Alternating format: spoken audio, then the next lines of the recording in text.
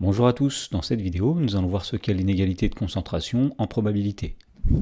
Alors avant de voir ce qu'est l'inégalité de concentration, on va rappeler une autre inégalité probabiliste, c'est l'inégalité de Bien-Aimé-Tchebychev. Et donc l'inégalité de Bien-Aimé-Tchebychev va dire que si grand X est une variable aléatoire, et bien pour tout nombre delta strictement positif, et bien la probabilité que la valeur absolue de grand X moins son espérance E de grand X soit plus grande ou égale au nombre delta, et bien cette probabilité-là est plus petite que la variance de grand X divisée par le nombre delta au carré. Alors l'inégalité de concentration, ce sera une inégalité qui sera similaire à l'inégalité de Bien-Aimé-Tchebychev. Alors plus précisément, si grand X est une variable aléatoire qui a pour espérance qu'on note mu et qui a pour variance grand V, eh bien on va considérer la variable grand M indice n qui est la variable aléatoire moyenne d'un échantillon de la loi de probabilité de grand X. Autrement dit, on a n variables aléatoires x1, x2, xn qui sont indépendantes et qui ont toutes la même loi que grand X. Eh bien, la variable grand Mn, eh bien, ce sera la moyenne de x1, x2, xn, c'est-à-dire x1 plus x2, etc., plus xn divisé par n. Et donc, ce que dit l'inégalité de concentration, c'est que pour tout nombre réel delta strictement positif, la probabilité que la valeur absolue de la variable moyenne moins l'espérance mu de grand X soit supérieure ou égale à delta, eh bien cette probabilité est plus petite que la variance de grand X divisée par n fois le nombre delta au carré. Alors pour bien comprendre cette inégalité, on va la démontrer. Et donc pour la démontrer, on va utiliser le rappel que nous avons fait sur l'inégalité de Bien-Aimé-Tchebychev. Et en fait, on va appliquer l'inégalité de Bien-Aimé-Tchebychev à la variable grand Mn, qui est la variable aléatoire moyenne d'un échantillon d'une variable grand X. Donc ce qu'il nous faut d'abord, c'est l'espérance de la variable grand Mn ainsi que sa variance. Alors tout simplement, on sait que l'espérance de la variable moyenne d'un échantillon de la loi de probabilité de grand X, ce sera tout simplement la même chose que l'espérance de grand X. Alors cette espérance-là est notée mu dans la proposition. De même, la variance de grand Mn, on sait que c'est égal à la variance de grand X divisé par petit n. Et ces formules ont été vues finalement dans le chapitre sur les sommes de variables aléatoires. Alors, si on applique l'inégalité de Bien-Aimé-Tchebychev à la variable grand Mn, eh bien on va dire que la probabilité que la valeur absolue de Mn moins l'espérance de grand Mn soit plus grande que le nombre delta, eh bien cette probabilité-là est plus petite que la variance de grand Mn divisée par le nombre delta au carré. On a tout simplement pris Mn à la place de grand X dans l'inégalité de Bien-Aimé-Tchebychev. Ensuite, on connaît l'espérance de la variable grand Mn ainsi que sa variance. Donc ceci est équivalent à P de valeur absolue de Mn moins l'espérance de Mn qui était mu supérieure ou égale à delta. Cette probabilité-là est inférieure ou égale à. Donc la variance de Mn, on sait que c'est la variance de grand X qui se notait V divisé par n, le tout divisé par delta au carré. Et donc lorsqu'on divise V sur n par delta au carré, on va faire tout simplement V sur n fois l'inverse de delta au carré, c'est-à-dire la variance de la variable grand X divisée par n fois delta au carré. Et donc on a bien démontré l'inégalité de concentration. Voyons maintenant un exemple d'application de cette inégalité. Alors dans l'exemple, on nous dit qu'on effectue n tirages successifs avec remise d'une boule dans une urne contenant 2 boules rouges et 3 boules noires. Alors on note grand X, la variable aléatoire, qui a un tirage donné, associe le nombre 1 si la boule tirée est rouge, et le nombre 0 sinon. On note grand Mn, la variable aléatoire moyenne d'un échantillon de taille n de la variable grand X. Dans la première question, on demande de déterminer l'espérance de grand X et la variance de grand X. Alors on remarque tout d'abord que grand X suit une loi de Bernoulli, puisque effectivement, la variable grand X ne prend que deux valeurs qui sont 0 ou 1, et donc, le paramètre de cette loi de Bernoulli, ce sera le nombre P qui est égal à la probabilité de tirer une boule rouge, puisque la variable grand X vaut 1 si on tire une boule rouge.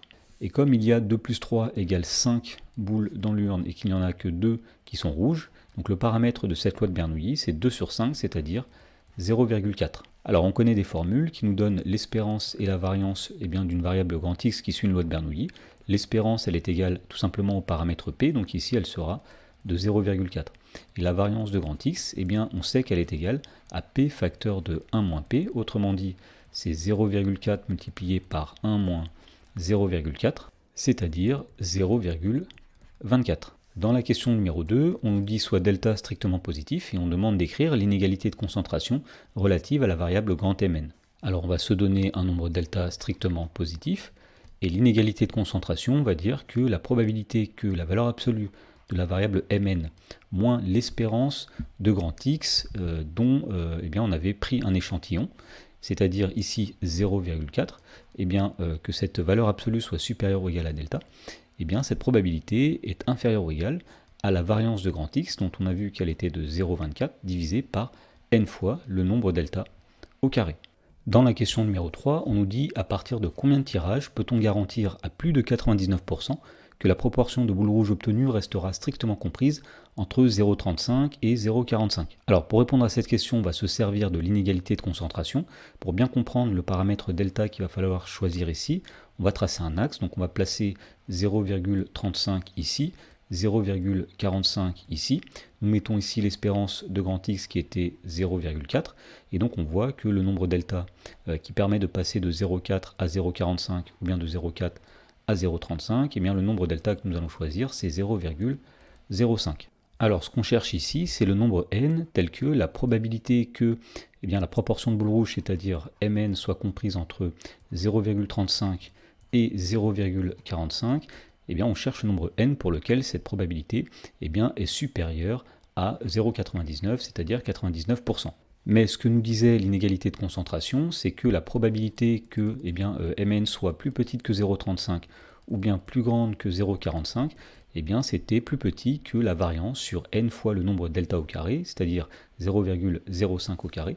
Donc on va commencer par écrire l'inégalité de concentration avec ce nombre delta, c'est-à-dire que la probabilité que la valeur absolue de mn moins 0,4 soit supérieure ou égale à 0,05, eh bien cette probabilité est plus petite que 0,24 divisé par n fois 0,05 au carré. Donc l'idée ici, ça va être d'utiliser eh bien, ce résultat de façon à pouvoir résoudre cette inéquation, c'est-à-dire trouver les n qui vont vérifier ceci. Et donc finalement, le lien qu'il faut faire ici, c'est que l'événement, la valeur absolue de mn moins 0,4 est supérieure ou égale à 0,05, c'est le contraire de l'événement mn est compris strictement entre 0,35 et 0,45. Donc l'inéquation qu'on cherche à résoudre finalement est équivalente en passant à l'événement contraire à 1 moins p de valeur absolue de mn moins 0,4 supérieur ou égal à 0,05 supérieur à 0,99.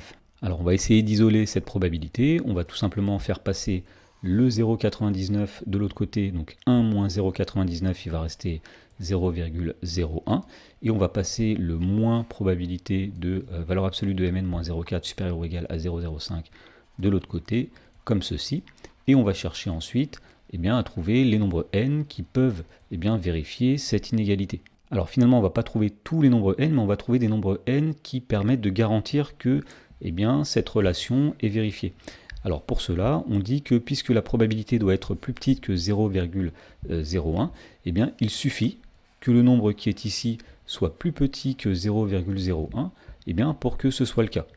Et en effet, si on a un nombre n tel que eh 0,4 divisé par n fois 0,05 au carré est plus petit que 0,01, eh bien, ça entraînera automatiquement que la probabilité que la valeur absolue de mn-0,4 soit supérieure ou égale à 0,05, elle-même sera plus petite que 0,01. Alors, cette inéquation est équivalente, eh bien, on va tout simplement faire passer le n de l'autre côté, on va multiplier par n à gauche et à droite finalement, et on va diviser des deux côtés par 0,01.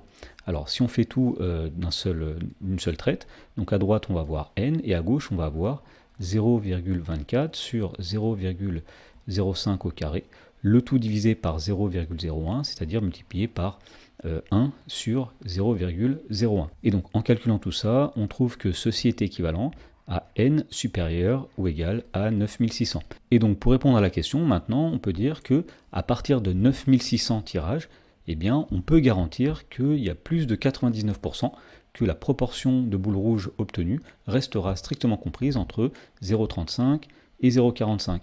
Alors il se peut que le vrai nombre n, ou le plus petit nombre n qui vérifie cela soit plus petit que 9600, mais en tout cas on sait qu'à partir de 9600, ce sera le cas.